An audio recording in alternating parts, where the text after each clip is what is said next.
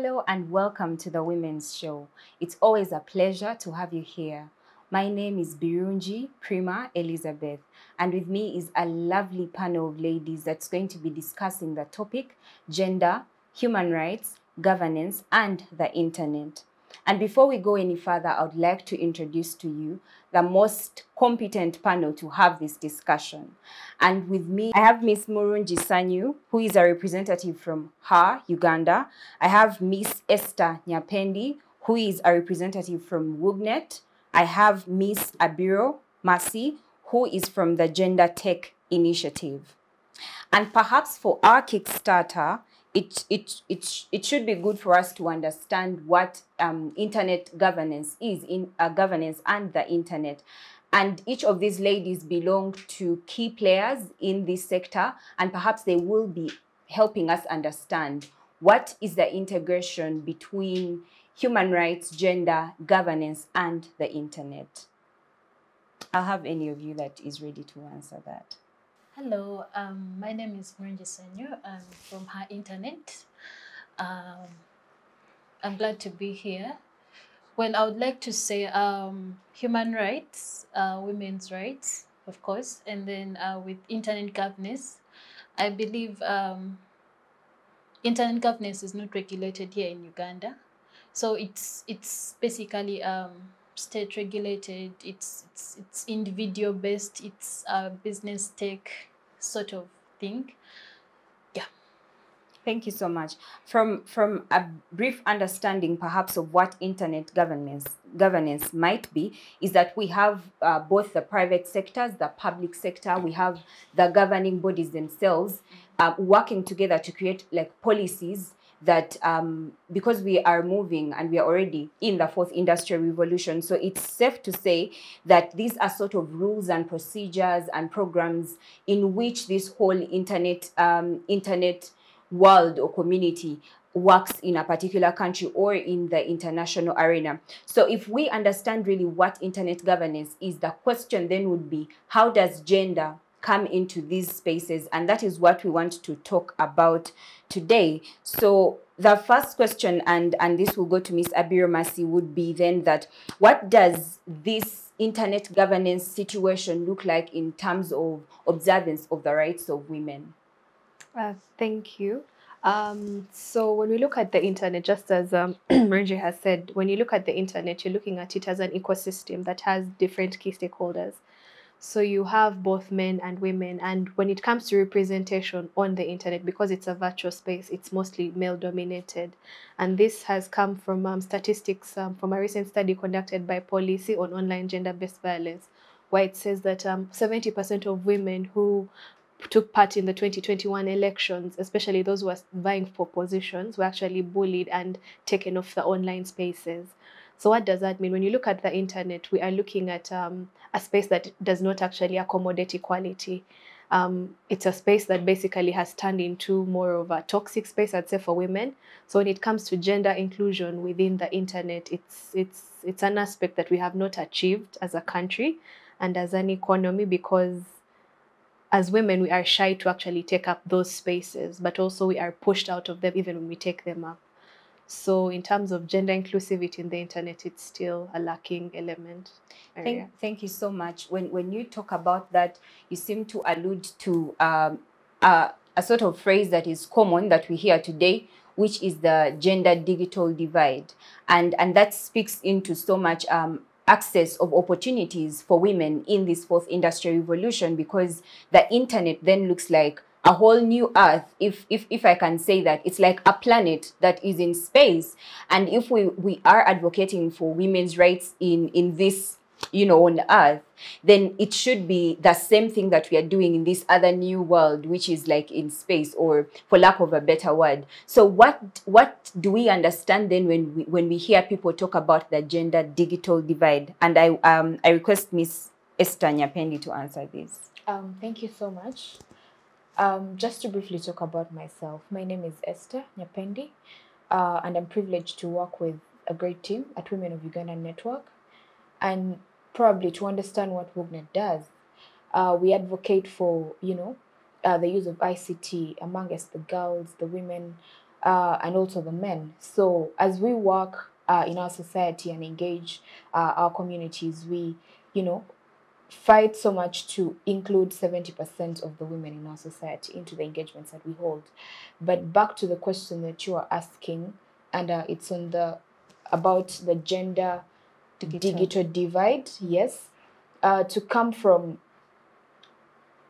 where we can understand, because that could be something, you know, big for us to kind of, but just to dissect it, just from the statistics that we have in our country, we have a percentage of 50% of women being the female and 49 being the male. But then when we get to internet access, we realize that very few women can actually use or access or even afford technology. And I'm speaking in terms of, you know, access, affordability, and then the skills as well. We find that very few women can actually access information, which also comes to our society now. We find that we live in a society that is very patriarchal. Very few women actually own phones, and more likely can afford to actually, you know, buy the internet to get the information that they need. So the gender digital divide is a gap that we actually see, and that's the reason why women's rights online is a thing we should actually, you know, encourage and have conversations around.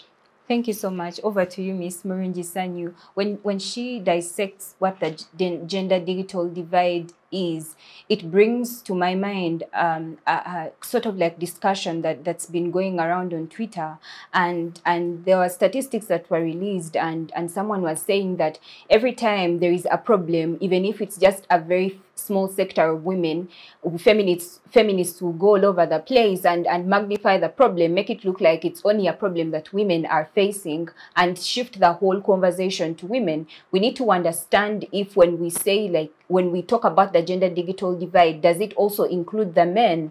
When we talk about, for example, access to internet itself and broadband, do we just mean that women cannot afford phones? Do we mean that women do not have the money? Are these problems that also men are facing? So the question then is that when we talk about the gender digital divide, do we speak also in the perspective of men? Do the problems that cause women to not access internet or these spaces also affect men? Thank you so much. I'll gladly say yes, they also affect the men, because if we look at the kind of challenges we face online, if we look at data costs, these affect everyone, no matter the gender you're at or you conform to. So it's I still say it affects both the male and the female. And if we look at also at self-isolation, it's also a challenge that we face online. I think it also affects both women and men. We tend to all self-isolate ourselves from the internet because we fear what may come with the internet or the backfire that may come along. And then I also want to say the literacy or the computer use or language with the internet. I feel it also affects us, both sides, the male and the female, because these are words that are supposed to internally be read or understood. So it's also a challenge. So I feel it affects both sides. Thank you so much. I want to move over quickly to Miss Mercy. When we are discussing this gender digital divide, we have sort of come to an agreement or an observation that there are some problems that that cut across, that there are problems that both men and women face when it comes to this gender digital divide. However, there are also very specific challenges that women might face, and when we discuss that, we don't just mean access to the internet itself. I would ask Miss Mercy to identify for us some of the very specific problems that women are facing in terms of governance and the internet. Thank you for that question. It's a very insightful one. I think to bring it into perspective, Esther mentioned that we live in a patriarchal society as a whole, right? And breaking the gender constructs within a patriarchal society is one of the hardest things we've faced as people. So looking at the digital space and women, we see that whenever we look at the internet, right? The internet basically, because of the society we've lived in that is patriarchal, somehow transcends into the online space.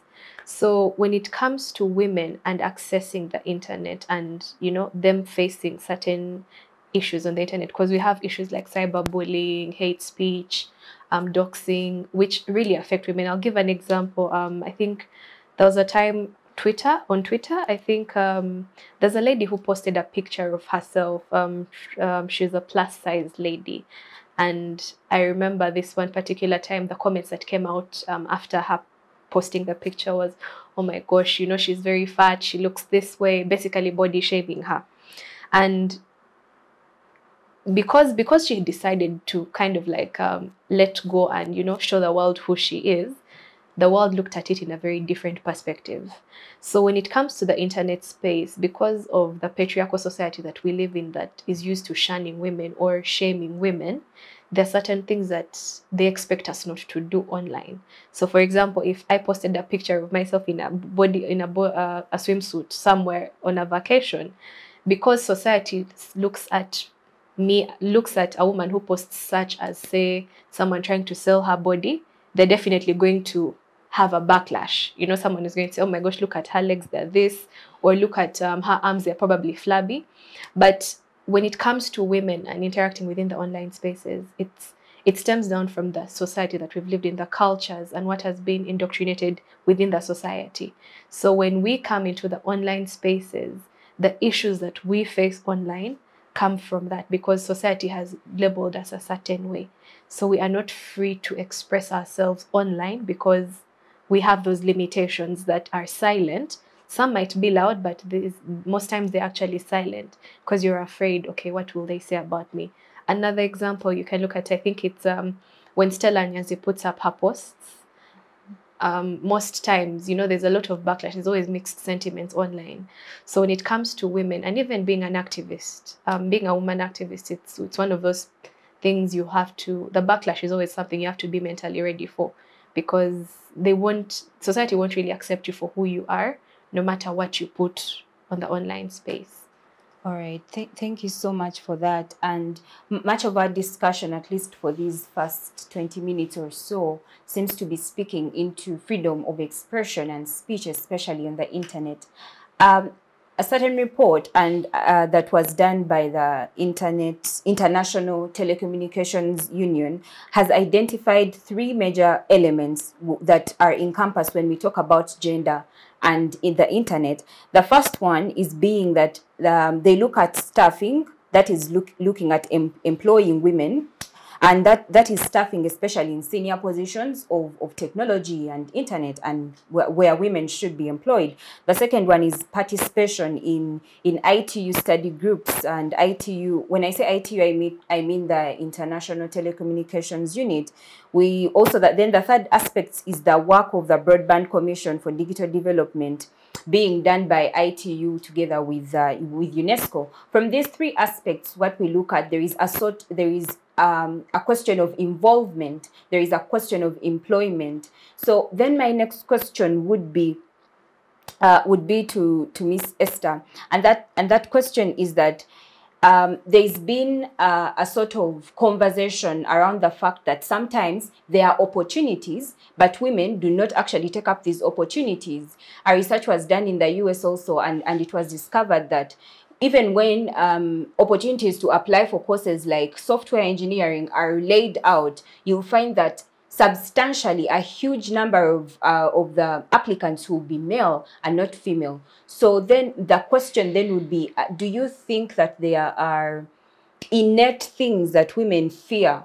Are there innate fears or things that come from within? Because sometimes opportunity is given to us, but you'll find that fundamentally many women are not taking up these spaces. Do you think that there are some things that maybe come from within that stop women from taking up spaces when it comes to internet? Something that I'll kind of, give us perspective into the question is, in my perspective, I believe that the only thing that defines us is from me being a woman and to someone else being a man is the childbirth.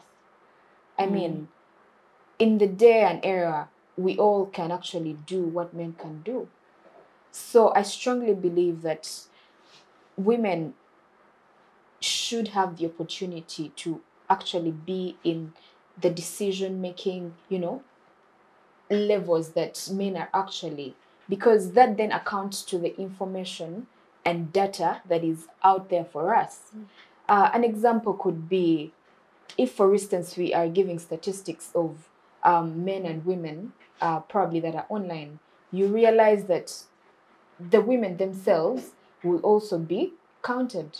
So then we should be able to ask ourselves that, should we exclude women onto these managerial levels or decision-making, processes?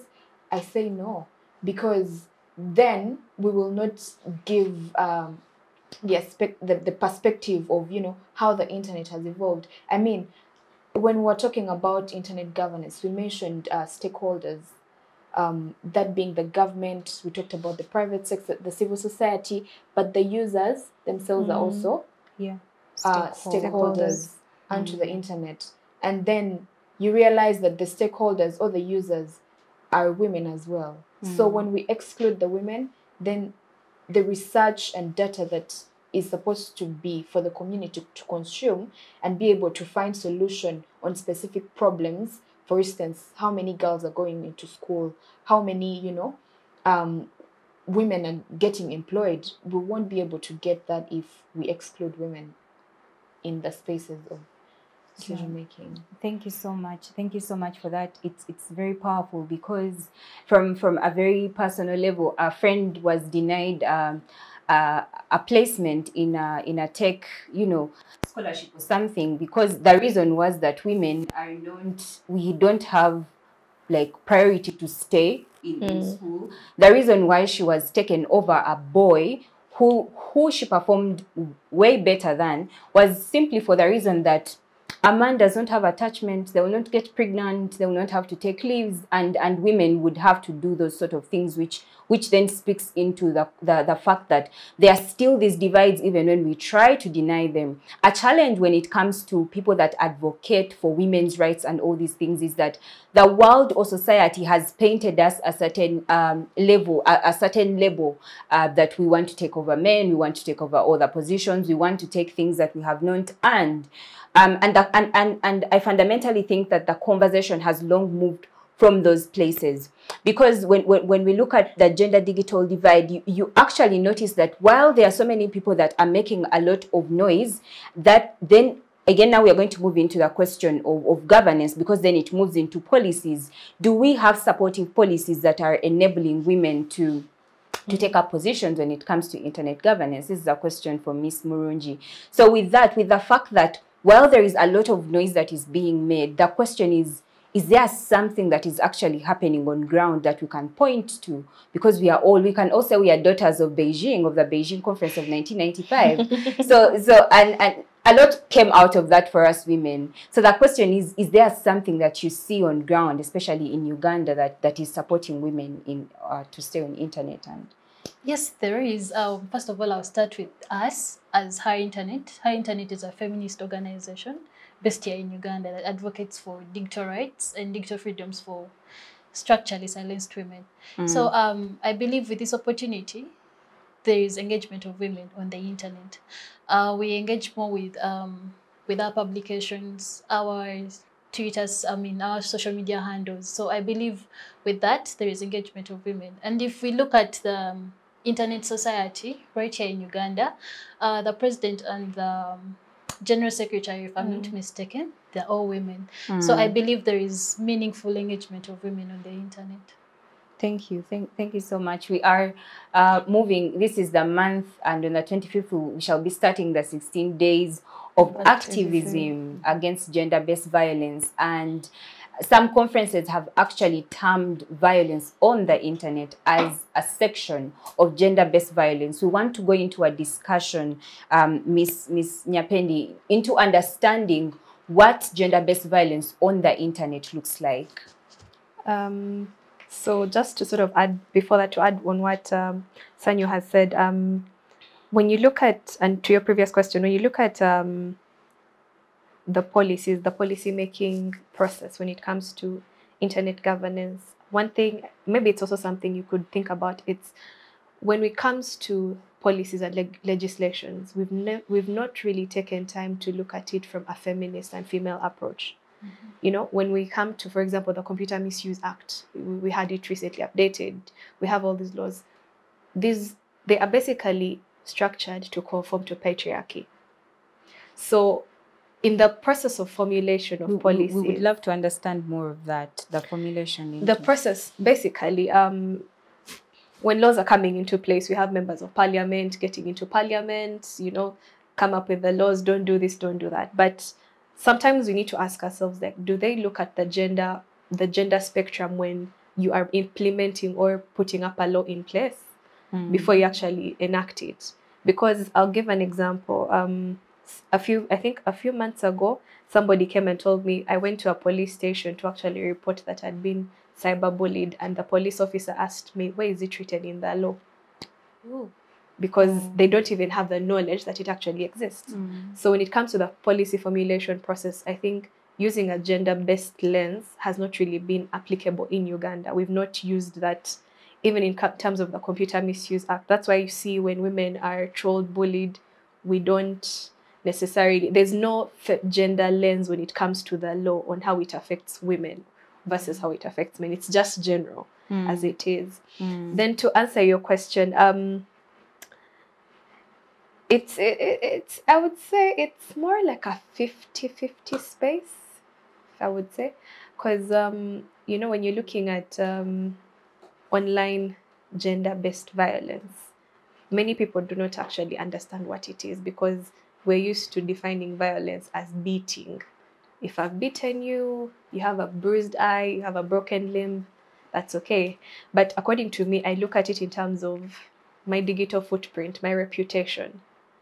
That's what I look at as online gender-based violence, because the way you will view me online determines how you'll view me offline.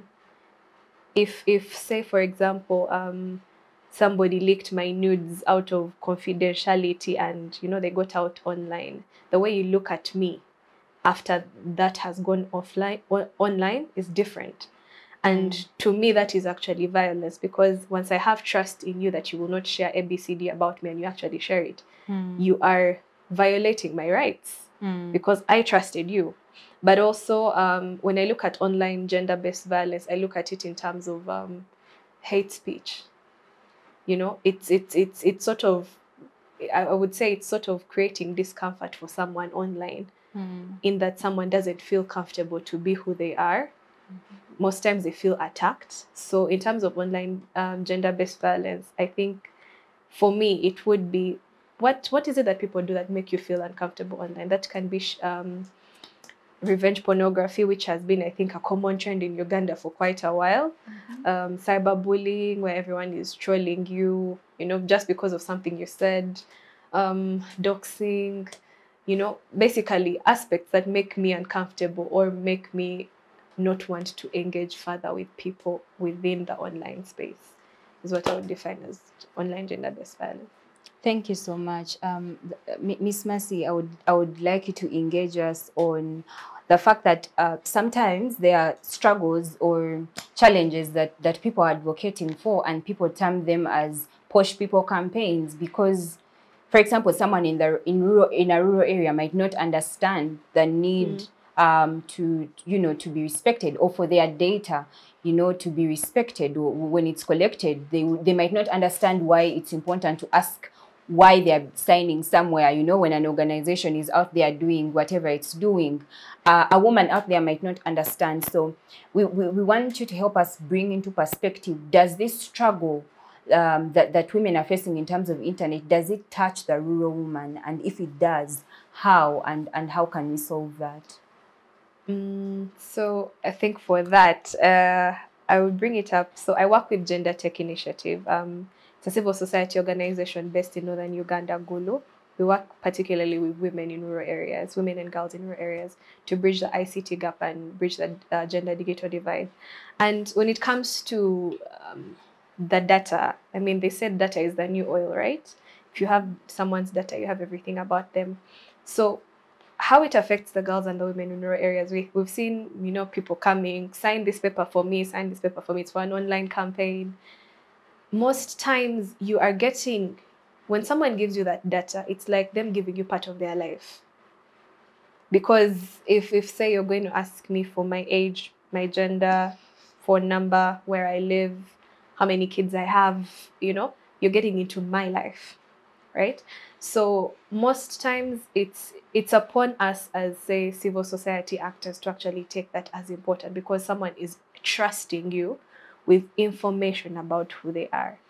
So when it comes to the aspect of data and using them in online campaigns, I would say it stems down to keeping trust between you and the people that you're collecting the data from. Because in the era that we live in, data can be used in so many different ways to actually attack people. So I know sometimes being in the civil society space, you're always getting data from people. Hey, I need people for a campaign, I need people for this.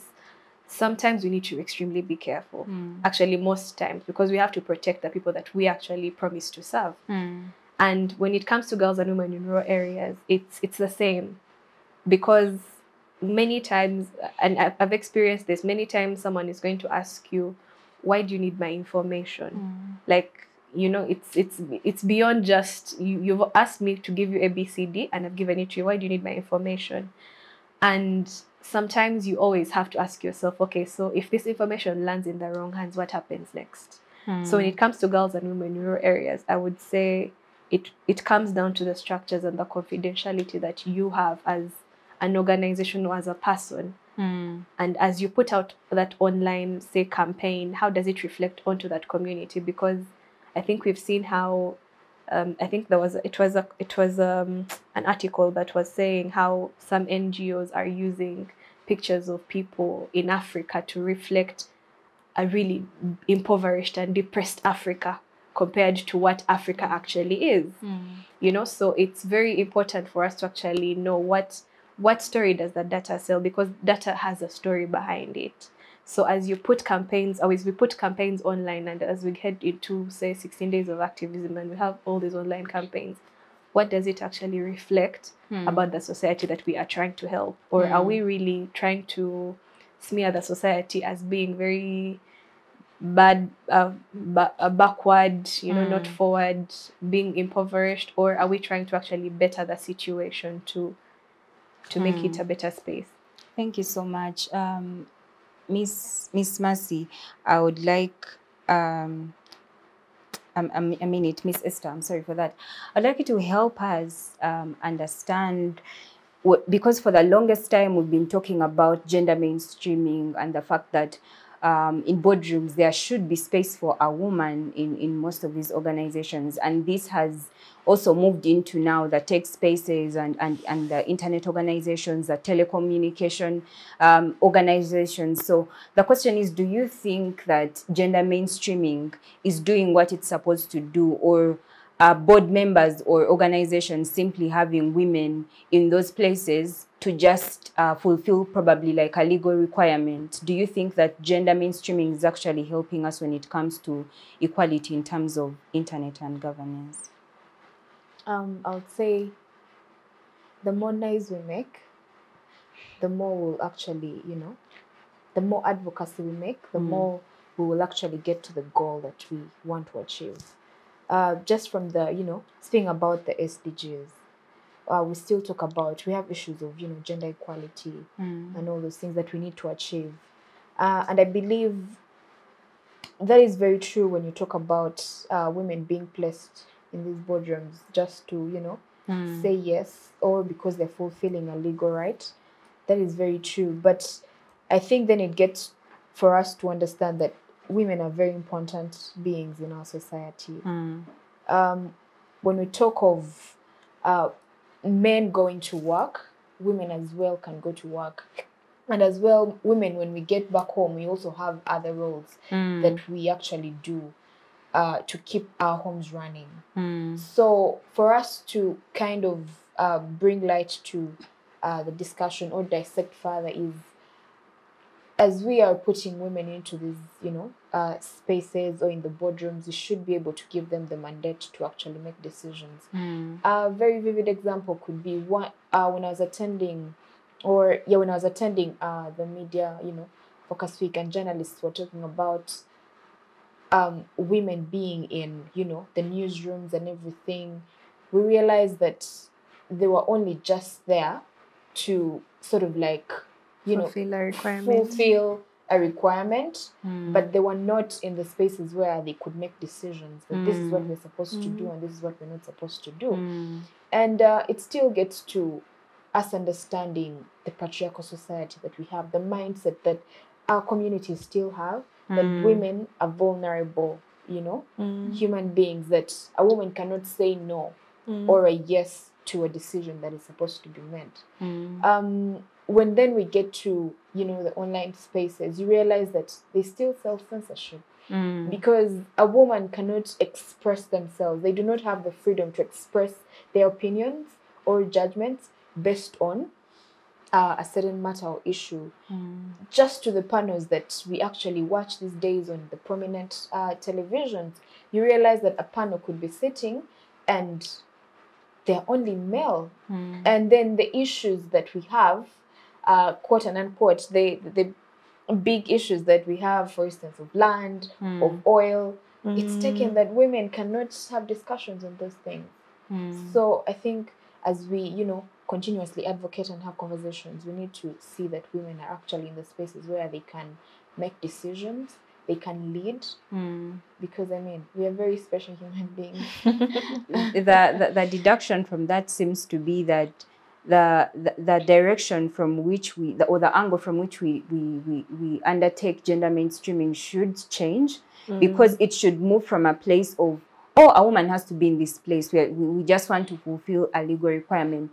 She should be taken there first because of her qualification and the value that people notice that she's bringing to the table. And when she's noticed and given that placement, then she should be allowed to actually speak at those tables where women are being put. Something interesting here is that when the first Beijing Convention, when it was first discussed and the deductions were made, there was no sort of perspective that was put in terms of ICT or internet or all those kinds of things, because they hadn't developed then. However, over the years, different developments have been made, and now there's a 10-point contract that the Beijing platform wants to put across, and it has categorized what access or internet and governance could look like for women, and that includes access to infrastructure, expression, information, privacy and autonomy, science, technology, engineering, which is STEM,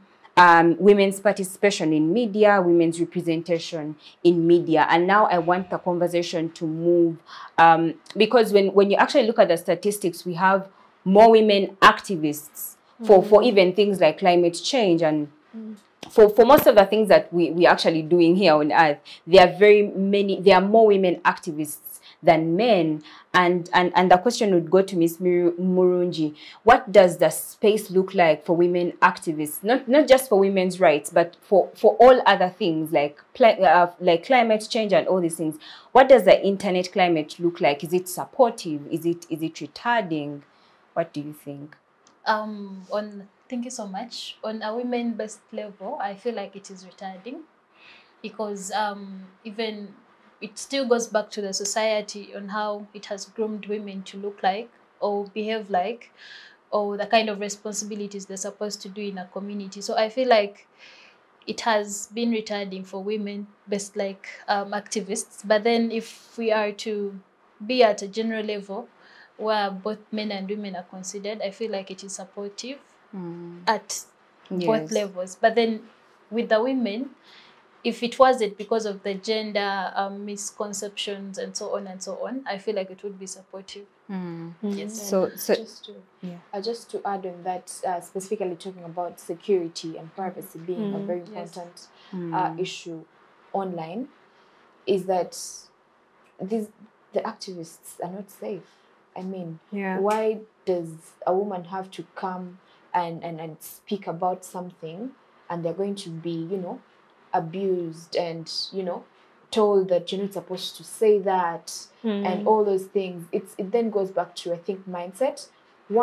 Two, then self-censorship for the women activists. As much as a woman is very passionate about, you know, fighting for, you know, maybe women's rights or climate and all those other things, there's going to be, you know, self-censorship. Another very common thing that usually happens when women human rights defenders actually come online to, you know, talk about issues, is that they're being stopped offline. So you then go back to think, why should I do this if my life is going to be at stake? So there's really something that is actually pushing the women, the human rights defenders back to actually rethink if not they should come online and discuss these issues. Thank you so much. I have interesting statistics here. 1 in 4 people had or read about in the news are women. Women hold 27% of top management jobs in media organizations. 21% of filmmakers are women. 23% of film features have a female protagonist. Those statistics speaking to the fact that there is so much that is yet to be done. However, when you are in a space that constantly talks about these things, we often think that, for example, if the Woman King has almost just come out, so when everyone watches such a movie, they think that women are being advocated for. Women are now stars in movies. A lot is being done, not forgetting all the other, you know, like the other movies and all these things where there is a male person on set directing the movie, writing the story, giving you what to say from a place where they don't even understand really what a woman would say in that position and all those kinds of things. So it still speaks to the fact that there is so much to be done. And the question then would go to Miss Mercy. What do you think needs to be done in response to these statistics that show that women are actually, even us that are quote unquote educated and empowered, we are still a bit behind? It's a very interesting question, because it's something that I've also been asking myself. Because at some point in time, there's a notion we have in society of a woman shouldn't be like so aggressive because she'll chase the man away. Then 2, a woman who is already up there, she won't get married. So, you know, but I think it comes down to personality, you know. I believe they say the sky is the limit, but your mind is the limit. You can be whatever you want. You can be who you want. And sometimes when it comes to women being and taking up these spaces, being in and taking up these spaces, we always have reservations, especially when it comes to what do others think. So one thing I would say is, in terms of the opportunities, right? As women, we have to prove that we actually deserve a seat at the table. And how is that done? One, it's through academia. I mean, if you're in the line of academia, get as much knowledge as you can. Get as much experience as you can.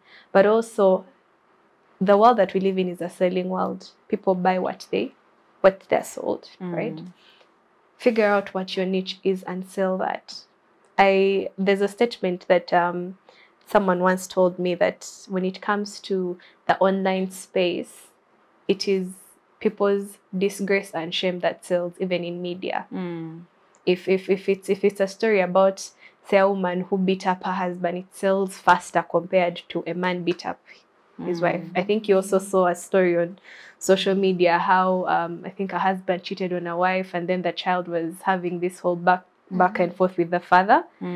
It's funny how the internet was on the man's side and saying, you know, he is the father. How do you disrespect your father? How, you know? And yet the mother is there, but no one is saying, no one is actually giving perspective on what she is going through as a mom, as a wife. So when it comes to taking up these spaces, we as women activists, we have to be able to, one, enrich ourselves, you know, take up these roles. It doesn't matter what society thinks, you know, breaking that stereotype of what others will think is very, very key. Because if you can break away from such a bias, there's a lot that you can achieve, and there's a lot that you can actually showcase that you actually deserve a seat on the table. A case in point, I think, is I think the Italian Prime Minister. She's female, right? I mean, taking up such positions, you actually show that you can do the job, but also you empower the rest of the girls to actually say, if she can be the president, if she can be this, then I can also be that. So in the era that we live in, I would say we have to figure out, we have to break the stereotypes, and the stereotypes from men's society in general. Thank you so much. Miss Mercy brings a very important, perspective to the whole conversation, that we have moved from a place, or from people who used to think that women just want these places or these opportunities simply because they are women. She's bringing into perspective the fact that women are actually working for these positions. And even when there are some that are working for these positions, there are some then that need to break internal biases, that they can't take up these spaces. They can work hard and get to these spaces. They can earn these spaces, which is very important as a take home for those that are, listening and viewing. The next question would go to Miss Esther. And when we talk about governance and the internet, we also don't forget the rules, the laws, and the policies. What does that look like on both the male and the female gender? How do you think our laws are supportive of equality in terms of access to internet, in terms of respect to privacy, when we talk about things like pornography and how society responds to that? Or do our laws protect people from those kinds of things? Are the enforcers maybe reluctant or receptive when they receive cases like that? Generally, do you think that our legal environment is supportive of these rights on the internet? To answer the question first, no. The laws are there, but they do not, let me say, necessarily favor the different genders that we have across. When we were actually defining what gender was, these are characteristics of men and women. And over time, the definition of gender has actually changed for us, has evolved, that now we have people that prefer not to say who they are, and it's okay. And then when we get to understanding, gender specifically, it differs from society to society. When I'm, in the urban areas, it's okay for me to actually include the diverse genders. But an experience that we had while we were doing a research on online gender-based violence as WOUGNET, and going to the rural areas, that might not be okay. Okay. So now when we come to understanding, the laws, if the laws are actually favoring to the different genders, no, they're not. I would say for the fact that women being harassed more online, or cyberbullied or cyberstalked, women actually do not have a say to kind of come out and be like, I was abused online. One, the question will be, what were you doing online? Or why were you dressed like that? Yeah. And yet I have the right to express myself, or give an opinion to the views that have been shared, or even just contribute to a conversation. But the notion now, even on Twitter, as you kind of give your say, they be like, who are you? Well, yeah. Why are you doing this? You're supposed to be somewhere else, and you're just shunned down like that. So the laws then just don't give us, the freedom to express ourselves. Even for, the bill that has just been amended, the Computer Misuse Act, it's still not gender sensitive. It's still not gender sensitive in the aspect that when these crimes happen online, when these threats happen online, you still do not get, the help that you need in terms of the legal protection that we deserve as women. And that's, why women's rights, people feel like we are fighting them, but we just need to be, we just need people to hear us. And that should be the aspect or the discussion. That's quite interesting. We are going into our final round. Our final round of questions, and we've been talking a lot about opportunities, women being given space and all those kinds of things. And Miss Mulungi, would like to understand from you, what are some of these roles that women can take up in the internet space? You never know, someone might be inspired to take a career there. What are some of those roles that you think are open, that women can take? Wow, this is kind of interesting. I think what men can do, a woman can do. So whatever role that is there, whatever opportunity that is there that a man is doing, a woman can do. So we shouldn't be so specific that these are the roles for women or these are the roles for men. Whatever opportunity is there, I mean, whatever can earn this woman, she can still go for it. So I feel like any opportunity or any role that is open out there for them and they are willing to take on it, I mean, why not? And just to give, it's very interesting. That question went to her, but personally, I did information technology, while I was studying for my bachelor's, and it's just an experience I kind of sometimes look at and kind of wonder. While I was in school, we were about 4 females in the IT class, and then the rest of the other students were males. So that also gave us a distinct, divide of these boys are too fast, okay? Then it kind of gives, I think then education comes to, from childhood, what can we show our children? What can we show our children? If, your girl is interested, the girl child is interested in using a computer, show it to them, give it to them to do it. I've been, we still, kind of had a certain research that was going on, it was data justice, but we definitely involved developers, because, I mean, they also play a critical role in kind of identifying the gender issues while websites are being created, while mobile applications are being created. Because if you don't involve the female human being, then the whole picture of the gender aspect will not come through, because everything will come from a male perspective. Yes. Oh, should we do this? Then, they're like, yeah, we should do this. But then if the female is not there to critically say, this is not favorable, I think maybe we can add this, then the whole aspect is going to miss out. Then just to add on something, if we are to look at the internet sustainable development, we still have to mainstream women. Because if we don't, the future is not. The SDGs, Thank you. Thank you so much. We'll now just go into parting shots. Just anything that you want to say as we finish, and I would want to say with the amended act that was just produced or that came out previously, I think one of the recommendations I would want to give out is critically enforce and educate our law enforcers back there, whether police or people that take on or act on the law. I feel like they really need to be educated about these laws more than the public, to my extent, because at the end of the day, if the law affects me, it's me that is going to go to the police. And if I go to the police to report a case and they don't really understand this, I feel like I'm going to be losing out, or I'm going to end up with my problems and won't get any help. So I feel like the law really needs to be educated more to the law enforcers themselves, something like that. okay. Yeah. I think for me in particular, I would come down to, we need equal opportunities for people to understand digital rights,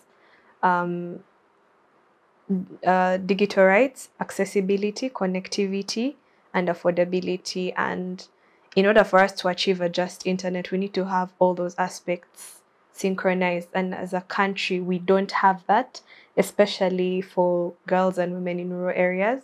We tend to leave them out a lot. So my take home would be we need to invest more into that digital space, however much it looks very weird according to the old people. But there's a lot of opportunity. There's a lot of opportunity on the online space. This comes from someone who got their first job online and has continuously done it for the last 3.5 years. So the online space has so much opportunity. So investing in it is worthwhile. Yeah. My cutting shots would be, one is, just let us absorb that the internet has come, because that's the one issue that society is actually, shunning and running away from.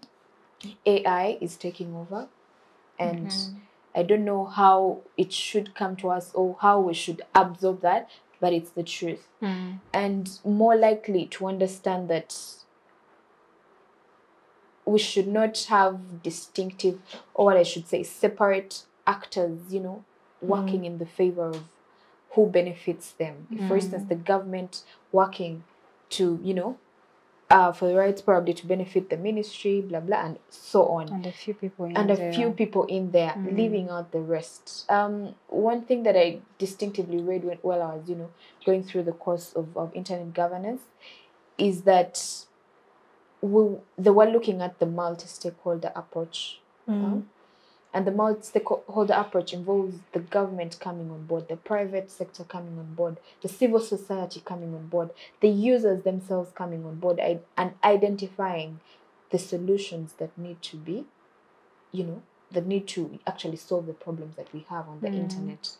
And the internet being a big space, we should also try and see the measures that we can take so that we'll be online. When we talk about digital security, it's do it now. Don't wait for don't wait to be trolled or tagged in a kind of post you don't want to be, take the digital security, conscious now, that if it means going back to, your phone and going through the settings, I'll really encourage that we do that and don't wait for tomorrow for things to actually go bad. And then, yeah.